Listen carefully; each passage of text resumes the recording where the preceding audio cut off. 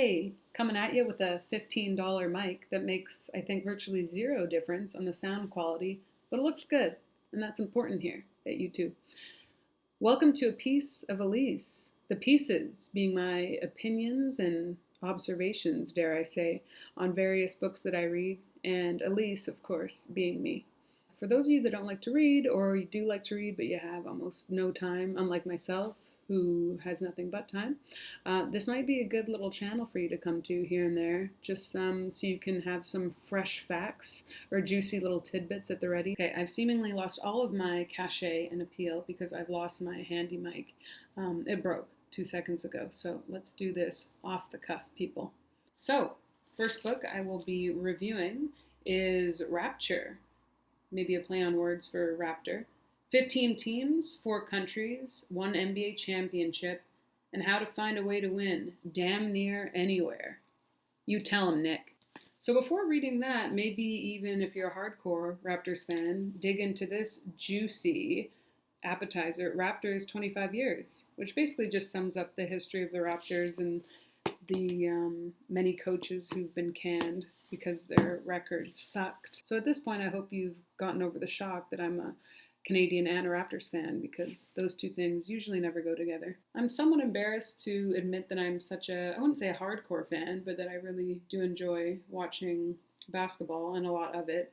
I mean, there's not just the entertainment value, but I think a lot of it just comes from tribalism, and someone once put it in a interesting way. They said that it almost, watching sports or being a fan, kind of mirrors gambling, in that when the team loses, it's a low and it's an emotional inconvenience, let us say.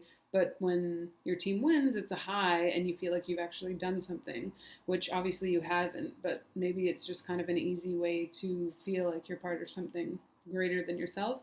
I mean, there's no logic to it. If Vancouver got a team tomorrow, I would instantly support them and not the Raptors. But I mean, you got to root for someone, right? Why did this book pique my interest, you may ask?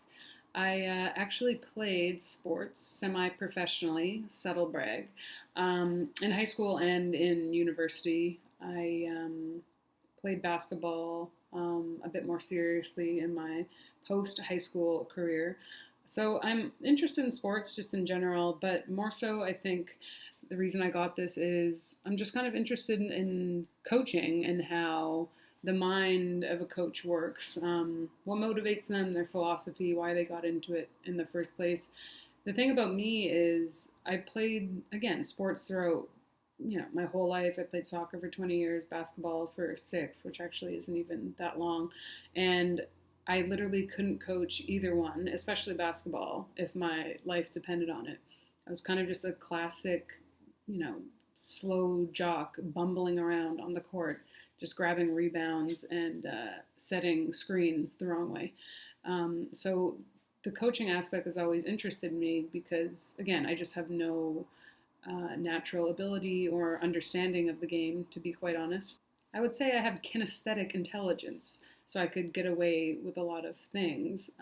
But, overall intelligence or understanding the little minutia of the plays, or why go left instead of right. I think I could read that, automatically, just because I am a natural athlete. But in terms of the logistics around it, or why we're doing certain things, I could never wrap my head around that. In high school and post-secondary, I'd occasionally be interviewed, which I actually really liked, but I'd always fear the question, what's your guys' mentality going into this game? Kind of what was the plan? Almost probing me for details as to how we run our offense. And I would just kind of say, got to execute and rebound that ball, because I really couldn't get into any specifics. Not because I didn't want the other team to know our little tricks, but because I didn't know myself. I mean, soccer was a little bit easier for me because there weren't really any convoluted plays or a scheme to stick to. I would just take the ball, run with it, and blast it into the net. But basketball's a little bit trickier, which maybe is why it appeals to me, just because there's so many moving parts and ins and outs, and it's a puzzle that I haven't even remotely come close to solving. So basically, what I was hoping from this book is that good old Nick would get into the specifics of his coaching and how he comes up with certain rotations or what flex or motion means, because that's often what we would run in university, and I still don't understand what that means. Probably why I was cut. So this isn't the longest book, which may be appealing to some of you. So if you want a quick, easy read that takes about 4 long baths, I think this is a good one.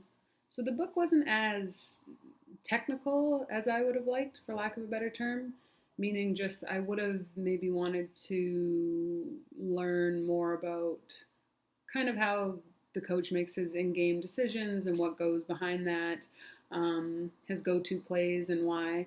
But I mean, I guess documenting, verbatim, kind of what plays you go through and the philosophy behind your work might not be the smartest thing. If other coaches are reading his book, which I'm sure they did, because he got Coach of the Year in 2019. But the interesting side of it was he did talk about how he manages players' egos, which you run into a lot of, unfortunately. It kind of underscores that he got where he is by hard work and a little bit of natural ability, but more just kind of being tenacious and outworking his fellow coaches. He coached in the UK for 12 years, and he coached in the G League, and then he was the assistant coach for the Raptors before Dwayne Casey got the boot, and then he succeeded him. So, yeah, he has just a really interesting backstory, and he just has, impressive resume. One thing I thought was kind of interesting is he actually, during practice, blasts music because they play music during games. So he wants to simulate the environment of an actual NBA game. And that kind of made me laugh at the time because I'm just picturing the music at like top volume and him just going through plays and players being like, Nurse had laser eye surgery like 6 years ago or something like that. But he said he still wears fake glasses because when his mom was still alive, that's how she recognized him, was by his large spectacles, I guess. And I mean, it's sweet that he still wears them, I guess, from time to time. But Nick, she's dead. I mean, in all likelihood, she's not watching basketball in the afterlife. One would hope there's more interesting things to do. But by all means, Nick's mom, do whatever you like. I'm in no position to advise you otherwise. Part of his offense, spoiler alert, is that he really is adamant that his players don't take a shot from like 7 feet away. He hates jump shots. He either wants you to go to the basket or take threes, which I guess makes sense. Why compromise for something in the middle? And I have noticed he gets pretty peeved when his players just kind of jack up shots from the middle. So that's interesting. He actually gave some interesting insight into the technology that a lot of teams use at practice, which I didn't even know, which is that they have like sensors and they record kind of everything that they do in the court during practice. And when Kyle Lowry was still playing for the Raptors, his shot within like a 2-month span, his 3-point percentage went down like 15% or something pretty high. And they looked back at the footage over the last 2 months of practice, and they realized that his arc had gone down by, I think, 15%, something like that. So very small numbers, but it makes a lot of difference. So they told him that, and then he just improved his arc a little bit, and then bam, he was back to where he used to be and was making more threes. So I had no idea they did stuff like that in practice, and they keep implementing more technology every year, I think. So that's pretty cool. So I thought all this was super interesting and insightful and, pretty much what I wanted and expected from the book. I do wish he went into a bit more detail about how he felt after the championship and, kind of the parts that he thought were most influential in terms of him winning that season. I mean, obviously Kawhi Leonard and the group they had was, the main key, but I also am curious as to just how he felt and if that impacted his life at all, or if that made him want to coach more or made him content, if there was no change really, if that was just kind of business as usual. So just a little bit more of an insight around that would have been cool. And also just what the personal life of a coach is. Like, do you ever get sick of being on the road? Are there some cities you like more than others? Is it like an unspoken rule that when you're a coach or a player, you are able to have an open relationship because otherwise it's unmanageable? Like, just a little bit of juicy nuggets like that. Although I guess that probably wouldn't have been the most professional thing to say. But yeah, I could have used a bit more of that, but I was looking more so for the coaching perspective and on the floor stuff. So I guess I can't complain too much. But yeah, that was just a really short summary of this book. I thought it was pretty interesting, and it's sad that there's no other reviews of it on YouTube. So I just thought I'd give Nick a shout out. And yeah, I just think if you want to learn about good old Nick, you might as well read this book because I probably didn't do a very thorough job summing it up. But in summary, all of this to say is even though it was an amazing book, I still have no idea how to coach, nor will I ever, I don't think. I could watch probably 400 basketball games in a row, and maybe I would know how to draw up a play, but it would probably just consist of someone setting a screen and going around, maybe a little give and go, but that's the extent of my knowledge. Having said all that, back when I played soccer in my prime, I could head the ball into the mesh like no one's business.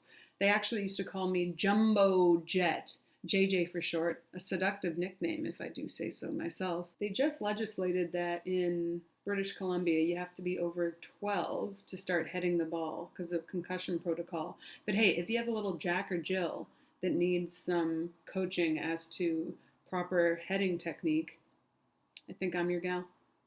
Thanks for watching, y'all. Deuces. Right now, I need somebody, I need your body.